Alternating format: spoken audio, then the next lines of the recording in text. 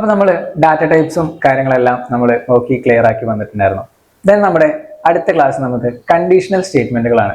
Conditional statement അതായത് നമുക്ക് ഒരു സിറ്റുവേഷനിൽ ഒരു കണ്ടീഷൻ ഉണ്ട്, നമുക്ക് പലതരം കണ്ടീഷൻ ഉണ്ടായിരിക്കാം.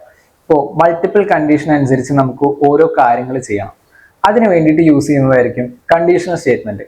നമ്മുടെ പൈത്തണില് ഇഫ്, എൽസ്, എലിഫ് ഇതൊക്കെയാണ് നമ്മുടെ കണ്ടീഷണൽ സ്റ്റേറ്റ്മെന്റുകൾ വരുന്നുണ്ടായിരിക്കുക. അപ്പോൾ നമ്മൾ ലാസ്റ്റ് ക്ലാസ്സിൽ നമ്മൾ നോക്കിയത് വേരിയബിൾസ് നോക്കി, ഡാറ്റ ടൈപ്സ് നോക്കി. അപ്പോൾ ഏതൊക്കെ ഡാറ്റ ടൈപ്സ് ഉണ്ട് കാര്യങ്ങളൊക്കെ നമ്മൾ നോക്കി. അതൊക്കെ എങ്ങനെയാണ് നമ്മൾ കൊടുക്കുന്നത്, അതിൻ്റെ ടൈപ്പ് എങ്ങനെ കാണും എന്നുള്ള കാര്യങ്ങളൊക്കെ നമ്മൾ ലാസ്റ്റ് ക്ലാസ്സിൽ നമ്മൾ നോക്കി ക്ലിയർ ആക്കി. ഓക്കെ, ദെൻ നമ്മുടെ നെക്സ്റ്റ് ടോപ്പിക്കാണ് കണ്ടീഷണൽ സ്റ്റേറ്റ്മെൻറ്റുകൾ. അപ്പോൾ എന്താണ് കണ്ടീഷണൽ സ്റ്റേറ്റ്മെൻറ്റ്? കണ്ടീഷണൽ സ്റ്റേറ്റ്മെൻറ്റ് നമുക്ക് ഒന്നോ അല്ലെങ്കിൽ ഒന്നിലധികമോ കണ്ടീഷനുകൾ വരുമ്പോൾ നമുക്ക് യൂസ് ചെയ്യുന്ന കാര്യമാണ് ഈ കണ്ടീഷണൽ സ്റ്റേറ്റ്മെൻറ്റുകൾ. അപ്പോൾ എന്താണ് ഈ കണ്ടീഷൻസ് വരുന്നതെന്ന് വെച്ച് കഴിഞ്ഞാൽ, ഇപ്പോൾ ഞാനൊരു എക്സാമ്പിൾ പറയാം. ഇപ്പോൾ എൻ്റെ കയ്യിലൊരു കുടയുണ്ട്. ഈ കുട ഞാൻ എപ്പോഴാണ് തുറക്കേണ്ടത്, ഓപ്പൺ ആക്കേണ്ടത് എപ്പോഴാണ്? മഴ പെയ്യുമ്പോൾ. അപ്പോൾ എൻ്റെ കണ്ടീഷൻ എന്താ? അപ്പോൾ അവിടെ എൻ്റെ എന്താ കണ്ടീഷൻ വരിക? മഴയുണ്ടോ? ഉണ്ടെങ്കിൽ കുട തുറക്കാം, ഇല്ലെങ്കിൽ കുട തുറക്കണ്ട. അപ്പോൾ അതാണ് എൻ്റെ കണ്ടീഷൻ. മഴ ഉണ്ടെങ്കിൽ ഞാൻ ആ കുട ഓപ്പൺ ആക്കും, മഴ ഇല്ലെങ്കിൽ ഞാൻ ആ കുട ഓപ്പൺ ആക്കുന്നില്ല. അപ്പോൾ അതാണ് എൻ്റെ കണ്ടീഷൻ. അതേപോലെ നമുക്ക് കണ്ടീഷൻസ് വരുമ്പോഴാണ് നമ്മൾ ഈ കണ്ടീഷണൽ സ്റ്റേറ്റ്മെൻറ്റുകൾ യൂസ് ചെയ്യുന്നുണ്ടായിരിക്കുക. ഇനിയിപ്പോൾ വേറൊരു എക്സാമ്പിൾ, ഒരു സ്റ്റുഡൻറ്റിൻ്റെ മാർക്ക്. ആ സ്റ്റുഡൻറ്റിന് 50 മാർക്കാണ്, 50 മാർക്കാണ്. ആ സ്റ്റുഡൻറ്റിന് 50 മാർക്കാണെങ്കിൽ ആ ഒരു സ്റ്റുഡൻറ്റ് പാസും. 50 മാർക്കല്ല, ഇപ്പോൾ വേറെ എന്തെങ്കിലും മാർക്കാണെങ്കിൽ ആ ഒരു സ്റ്റുഡൻറ്റ് ഫെയിലും ആണെന്നാണ്. അപ്പോൾ നമ്മുടെ കണ്ടീഷൻ എന്താ? സ്റ്റുഡൻറ്റിൻ്റെ മാർക്ക് 50 ആണോ, 50 കുറവാണോ എന്നുള്ളതാണ് നമ്മുടെ കണ്ടീഷൻ. അങ്ങനത്തെ കണ്ടീഷൻസ് വരുമ്പോഴാണ് നമ്മൾ ഈ കണ്ടീഷണൽ സ്റ്റേറ്റ്മെൻറ്റുകൾ യൂസ് ചെയ്യുന്നുണ്ടായിരിക്കാം. അപ്പോൾ ഞാനത് ഏതൊക്കെയാണെന്ന് ജസ്റ്റ് ഒന്ന് കാണിച്ചു തരാം. ഞാനിവിടെ പുതിയൊരു പൈത്തൺ ഫയൽ ക്രിയേറ്റ് ചെയ്തിട്ടുണ്ട്, conditional.py എന്ന് പറഞ്ഞിട്ട്. ദെൻ ഞാനിവിടെ മാർക്ക് എന്ന് പറഞ്ഞിട്ട് ഒരു വേരിയബിളിലേക്ക് 50 എന്ന് പറഞ്ഞിട്ട് ഞാനൊരു മാർക്ക് അസൈൻ ചെയ്ത് കൊടുത്തു. ഓക്കെ, ദെൻ ഇനിയാണ് നമ്മൾ കണ്ടീഷൻസ് ചെക്ക് ചെയ്യാൻ പോകുന്നത്. ഇപ്പോൾ കണ്ടീഷൻസ് ചെക്ക് ചെയ്യാൻ ആദ്യം യൂസ് ചെയ്യുന്ന കീവേഡാണ് ഇഫ്. IF. ഇവിടെ ആയിരിക്കും നമ്മുടെ മെയിൻ കണ്ടീഷൻ, ഫസ്റ്റ് കണ്ടീഷൻ നമ്മൾ ചെക്ക് ചെയ്യുന്നുണ്ടായിരിക്കാം. ഇഫിൽ ഒരു സ്പേസ് ഇട്ടിട്ട് നമുക്ക് കണ്ടീഷൻ എഴുതാം. ഇപ്പോൾ നമ്മുടെ ഇവിടെ കണ്ടീഷൻ എന്താ? സ്റ്റുഡൻറ്റിൻ്റെ മാർക്ക് 50 ആണോ എന്നുള്ളതാണ്. ഇപ്പോൾ നിങ്ങളിവിടെ ശ്രദ്ധിക്കും, ഇവിടെ എന്താ ഞാൻ ഒരു ഈക്വൽ ടു, ഇവിടെ ഞാൻ എന്താ 2 equal to ഇട്ടേക്കുന്നതെന്ന്.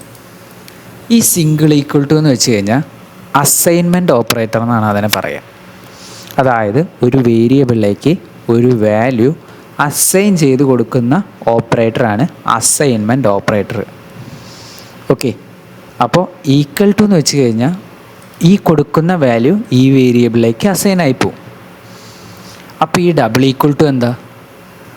Double equal to എന്ന് വെച്ച് കഴിഞ്ഞാൽ 2 കാര്യങ്ങൾ തമ്മിൽ സെയിം ആണോ, ഈക്വൽ ആണോ എന്ന് ചെക്ക് ചെയ്യാൻ വേണ്ടി യൂസ് ചെയ്യുന്ന ഓപ്പറേറ്ററാണ് ഡബിൾ ഈക്വൽ ടു.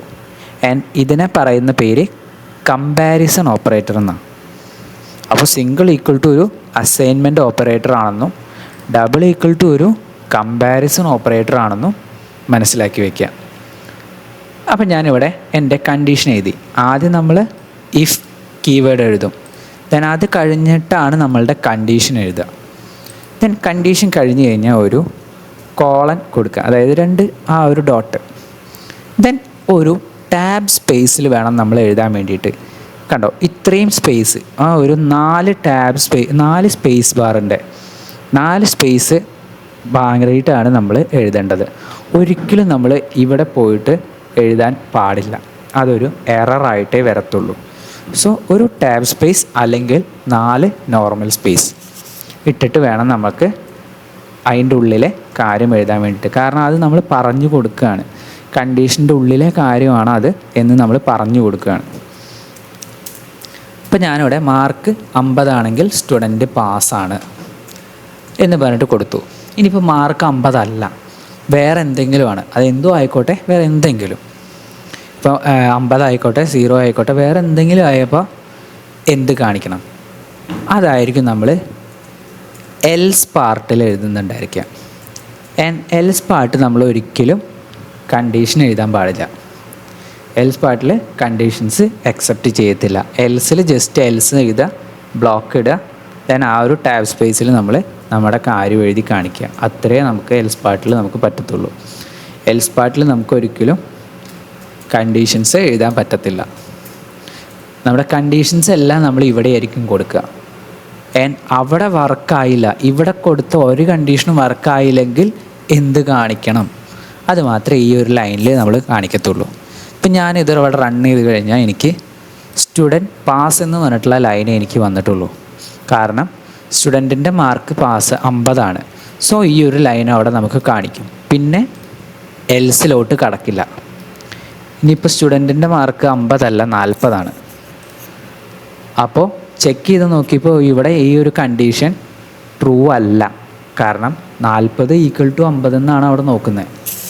അല്ലല്ലോ, 40ഉം 50ഉം സെയിം അല്ല. സോ ഇഫിൽ കയറൂല, പകരം എൽസിലായിരിക്കും കയറുന്നുണ്ടായിരിക്കുക. അതാണ് കണ്ടീഷണൽ സ്റ്റേറ്റ്മെൻറ്റുകൾ. ഇനിയിപ്പോൾ നമുക്ക് മൾട്ടിപ്പിൾ കണ്ടീഷൻ ഉണ്ടെന്ന് വിചാരിക്കാം. ഞാൻ ഒരു എക്സാമ്പിൾ പറയാം. ഇപ്പോൾ നമ്മൾ നേരത്തെ കുടയുടെ എക്സാമ്പിൾ പറഞ്ഞു. ഇപ്പോൾ കുട എനിക്ക് മഴയുള്ളപ്പോൾ മാത്രമല്ല ഓപ്പൺ ആക്കാം, കുട എനിക്ക് നല്ല വെയിലുണ്ടെങ്കിലും ഓപ്പൺ ആക്കാം. അപ്പോൾ എനിക്കിവിടെ എത്ര കണ്ടീഷനുണ്ട്?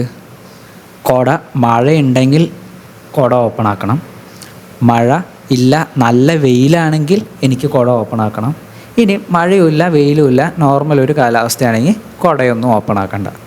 അപ്പോൾ എനിക്കിവിടെ 2 കണ്ടീഷനും ഒരു എൽസ് പാർട്ടിൽ എഴുതാനുള്ള കാര്യമുണ്ട്. അപ്പോൾ നമ്മളിവിടെ എഴുതുക. ഇപ്പോൾ ഞാനിവിടെ മാർക്കിൻ്റെ എക്സാമ്പിളിൽ പറയാം. ഇപ്പോൾ സ്റ്റുഡൻറ്റിൻ്റെ മാർക്ക് 50 പാസ്സാണെന്നും സ്റ്റുഡൻറ്റിൻ്റെ മാർക്ക് 40 ജസ്റ്റ് പാസ്സാണെന്നും ദെൻ സ്റ്റുഡൻറ്റിൻ്റെ മാർക്ക് അതൊന്നും അല്ലെങ്കിൽ ഫെയിലാണെന്നും കാണിക്കണം. അപ്പോൾ നമ്മൾ ഇനി രണ്ടാമത്തെ കണ്ടീഷൻ എഴുതാൻ ഇതിന് താഴെ ഇഫ് അല്ല നമ്മൾ യൂസ് ചെയ്യുക, പകരം എൽ ഇഫ് ആയിരിക്കും യൂസ് ചെയ്യുക. എൽസിൻ്റെ ഇഎല്ലും ഇഫിൻ്റെ ഇഫും എലിഫ് ആയിരിക്കും നമ്മൾ യൂസ് ചെയ്യുന്നുണ്ടായിരിക്കുക. ആൻഡ് എലിഫിൽ നമുക്ക് കണ്ടീഷൻസ് എഴുതാൻ നമുക്ക് പറ്റും. അപ്പോൾ ഞാനിവിടെ നെക്സ്റ്റ് കണ്ടീഷനായിട്ട് മാർക്ക് ഈക്വൽ ടു 40 എന്ന് പറഞ്ഞ് കൊടുത്ത് 40 ആണെങ്കിൽ ജസ്റ്റ് പാസ് എന്നേ നമുക്ക് കാണിക്കണ്ടു, ജസ്റ്റ് പാസ്. അപ്പോൾ ഇവിടെ നമ്മുടെ വാല്യൂ എന്താണോ അതിനനുസരിച്ചായിരിക്കും നമുക്ക് ഔട്ട്പുട്ട് കിട്ടുന്നുണ്ടായിരിക്കും. അപ്പോൾ ഞാൻ 40 കൊടുത്തപ്പോൾ ജസ്റ്റ് പാസ്, 50 കൊടുത്തപ്പോൾ സ്റ്റുഡൻറ്റ് പാസ്, ഇനി 30 കൊടുത്തപ്പോൾ സ്റ്റുഡൻറ്റ് ഫെയിൽ. ഇങ്ങനെയാണ് നമ്മൾ കണ്ടീഷണൽ സ്റ്റേറ്റ്മെൻറ്റ് എഴുതുന്നുണ്ടായിരിക്കുക. ക്ലിയർ ആയില്ലേ?